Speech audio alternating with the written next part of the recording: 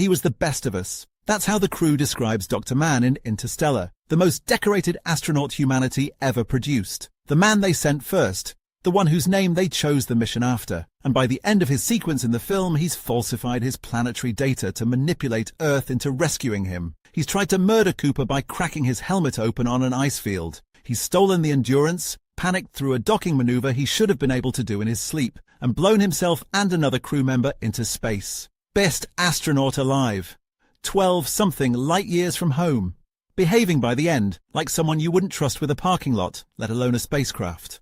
The easy read is that he was always going to crack, that something was wrong with him, or with the selection process. But here's the thing, every single pressure the film puts on Dr. Mann is a real pressure.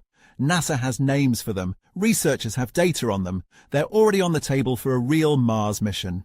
The film made his breakdown dramatic, but it didn't make it up. Let's establish what happened to Dr. Mann before he does anything wrong. He was placed on an ice planet, alone, with a sleeping pod and a rover, waiting for a crew that might never come. No timeline, no communication with Earth, no other human beings, no exit. That last part is the one that matters most. Every comparable isolation scenario humans have endured, submarines, Antarctic winter overstations, the ISS, shares one thing, a defined end date or, at minimum, an exit. If things go catastrophically wrong on the ISS, that crew is back on Earth in hours. Antarctic stations have emergency evacuation protocols. Dr. Mann had none of that. And here is where the film actually nails something that takes researchers years to explain properly. NASA calls it the 26-month trap for Mars missions, the hard physical constraint of orbital mechanics that means once you leave, you can't come back for over 2 years. That alone is a documented, unsolved psychological risk for future crewed missions. Dr. Mann's situation was that trap, but with no return window at all, indefinitely. What the film shows is Mann lying in his pod, activating his distress beacon not because rescue was realistically coming, but because he simply couldn't stop himself. That tracks almost perfectly with what researchers call behavioral health drift under no-exit confinement. The rational mind slowly loses the argument to the survival instinct, not because the person is weak, because the person is human.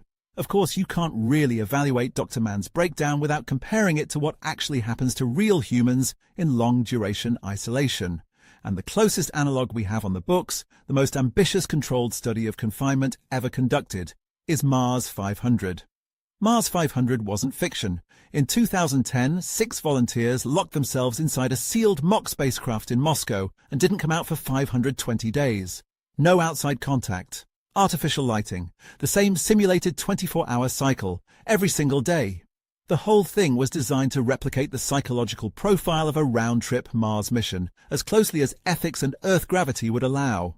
What the researchers documented wasn't a dramatic breakdown, it was something quieter and arguably more concerning. Crew members' physical activity dropped 20 to 30% across the mission. Sleep patterns went irregular. 2 of the 6 showed measurable psychological adaptation issues, not full clinical disorders, but real, observable changes in how they functioned inside the group. But the most interesting finding wasn't about the middle of the mission, it was about the end. The psychologically hardest phase, by every metric they tracked, wasn't the simulated landing or the long transit. It was the return journey, the moment the crew knew it was almost over, but still couldn't leave. The finish line was visible, they couldn't cross it. Knowing the end existed turned out to be its own kind of pressure. Now compare that to Dr. Mann. Mann didn't have a return journey. He didn't have a finish line. He didn't even have a confirmed timeline, just a beacon, a sleeping pod, and the possibility, never the certainty, that someone might one day come. And the film, to its credit, doesn't frame his collapse as incompetence. It frames it as something closer to inevitability. Given what we now know about Mars 500, or about how even 6 trained volunteers on Earth with a known end date started to drift, that framing is the scientifically accurate one. There's a moment in the film that I think most people register as emotionally manipulative, but is actually grounded in real research. Mann talks about what he sees when he's dying. Earth, his children, home. He confesses that he'd filled his helmet with those images, clung to them, and then one day they stopped being enough. Researchers who study deep space psychology have a term for this, Earth salience. It's the felt psychological reality of home, not just knowing Earth exists, but having it as a concrete, accessible anchor for your identity and motivation. Apollo astronauts described something called the overview effect, seeing Earth as a single luminous object against absolute black and being physically moved by it. ISS astronauts still experience it. It functions as a reset button for the psyche, a reminder of what the mission is for. From Mars, Earth is a bright dot. On some nights you'd struggle to distinguish it from Venus. Nobody has ever spent 3 years unable to see Earth. We don't have data on what that does to a person, but the researchers who study it are already flagging it as a genuine risk for motivational collapse and identity drift. Mann didn't drift. He shattered. But the mechanism the film shows, the loss of psychological connection to home leading to increasingly irrational self-preservation, is exactly what those researchers are worried about at a slower and more insidious scale. Here's the counterintuitive one. You'd assume that giving a crew full autonomy, no one to answer to, every decision yours, would be empowering, reassuring even. You're in control. Studies on isolated teams consistently show the opposite. The psychological term is hypervigilance burden. When every decision is final and no correction is coming, the cognitive load becomes destabilizing over time. Cortisol levels rise. Subjective well-being drops. The people with the most responsibility show the most measurable psychological strain. Mann was the mission. There was no chain of command above him, no oversight. Every choice was his, and every mistake was permanent. The film shows this in the way he justifies everything to himself.